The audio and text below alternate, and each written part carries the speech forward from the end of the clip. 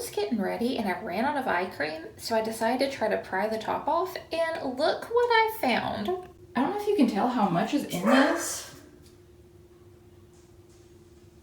It's like a ton of product. And look, there's even more. There's like even more on the lid. I just wonder how many times I've thrown that away, because I don't recall doing that. I kind of think I may have at some point. I'm gonna actually try to remember to write how many days of eye cream there is. I usually use eye cream in the morning and the night. I think there's a lot in there. I'll let you know how much there ends up being. It won't be this vlog though, because hopefully not. That would be disappointing. So Pharaby and I saw Armadillo the other day, and we have been seeing them increasingly since we've lived here, but there must be like a family of them, or at least one that lives right here, because we have seen a armadillo, I think 4 or 5 times this year, and it's still pretty early. It's still June. So that's like crazy. To me, that feels like a lot, because we're not even supposed to have them here. I think it's probably the same one that lives right here, or like a little family that all, go together. But the one we saw the other night, I don't have footage. I'm super sorry. It was dark and I didn't plan to film an armadillo, but it ran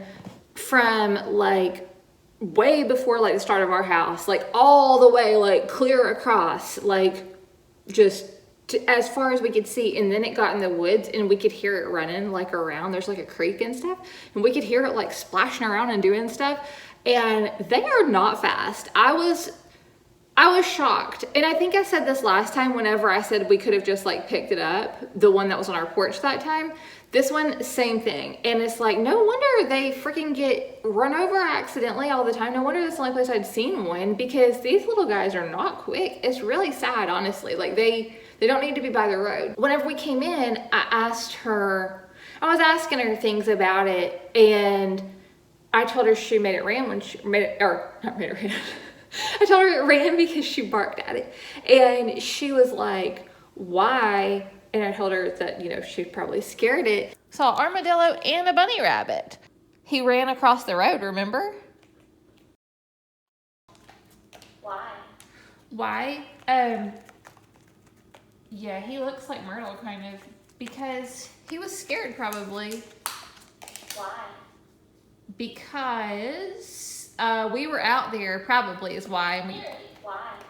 Yeah, we were out there and he probably heard you bark at him and he started running the other way. I think she may have done it a favor because she made it go back in the woods. So I don't know. I don't think that was a bad thing that she barked at it. I don't really like for her to bark at animals, but in that case, that was fine. And then also, I'm pretty sure that she thinks they look like her myrtle turtle. For, and obviously they would. It's a armadillo, so they have a shell, so that would be probably the closest shaped animal that she has. That would be like a bubble, you know what I mean? She's not ever said anything about it being that. She called it a ball animal once, I think. Let me say this. She said ball animal around the time that we saw one, like right whenever we came in one time, and so that's what I thought she was talking about. She's never called it that again, so I don't know. I put an armadillo button out. So that's what we're trying to work on. She's never used an armadillo button. But what she has done is gone to Myrtle afterwards, pretty consistently after we've seen it, like her Myrtle toy, not her Myrtle button. Pharaby also licks her toys to think. And so I don't know if it's just like she's thinking and licking Myrtle and it doesn't have anything to do with each other, or if she's like thinking that it's similar shape or something. Then I realized that I don't know that she knows what the word like similar or looks like means. And it's stuff like that, like it's so hard to know if they know what you're talking about. Like there are certain things that are really easy to teach, like big and little is easy. Like obviously like something's bigger and then something's, smaller, right? So I feel like that one was easy to teach. But whenever it comes to similar, like that, or looks like similar, things like that, I feel like I'm having a struggle spot with trying to know if she does understand that, because I was trying to explain this to her and say they're similar. I said they're similar shape to Myrtle, and was asking if that's what she was thinking. And then I realized she might think that's a turtle because she's never really seen a big turtle before. So then I kind of backed off. I've also done this with, like, she has a couple things that are the same thing. Like she has a couple of mushroom toys, a couple of monkey toys. So I'm saying it's similar, like it's still the same and it looks different, but it's similar. So I'm hoping that is helping her grasp the concept. I feel confident that she knows what lizards are, squirrels, cats, bunnies, dogs. Like, I know she knows what those things are. I know she knows what all of her puzzles and things are, like her food containers, you know what I mean? Like the buttons, I'm confident she knows what those mean. I'm confident she knows what wet and dry and rain and all the weather stuff means. But there are some, like, I don't know that she knows what more means. And like, I don't know, we don't have a button for similar, by the way, but I'm just saying in general in my head, like, I don't know that she knows what that means. And the reason I don't know if she knows what more means is because whenever she's done with a puzzle and she wants more puzzle, she just says puzzle. She doesn't say more. And like, I go over and say more. It's not top of mind for her at the very, very least. I'm trying to think of other words that are like a good example of this. Let me look.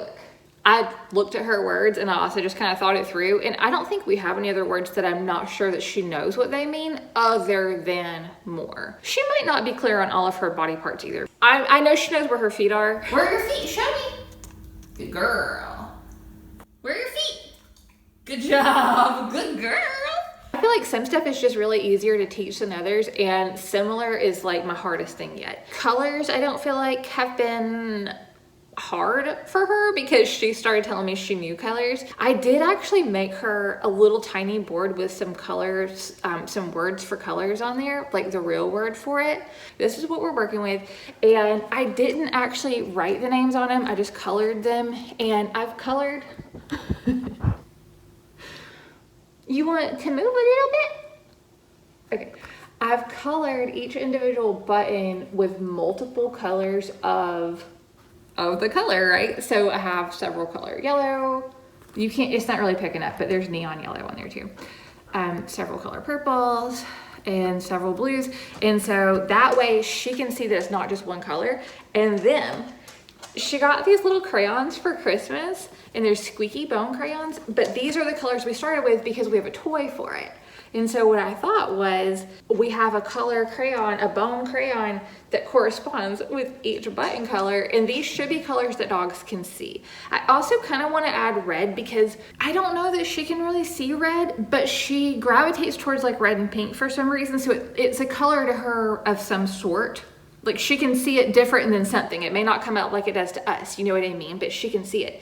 So I kind of want to add like those colors next, but I'm going to start with just these because I think this makes sense. We have a few things that we can use to represent it. They're really, really easy, right? So I will link the crayons, and then I'll link, of course, we always have the buttons. If you do end up getting buttons from Fluent Pet, use our link in our code, please, because it shows them that we have sent you, and it really helps us out. So I appreciate it, but I wanted to show you all this because I think that you might enjoy doing it too. Like I said, I got the crayons. This was part of her Christmas present because she got her easel and her paint supplies.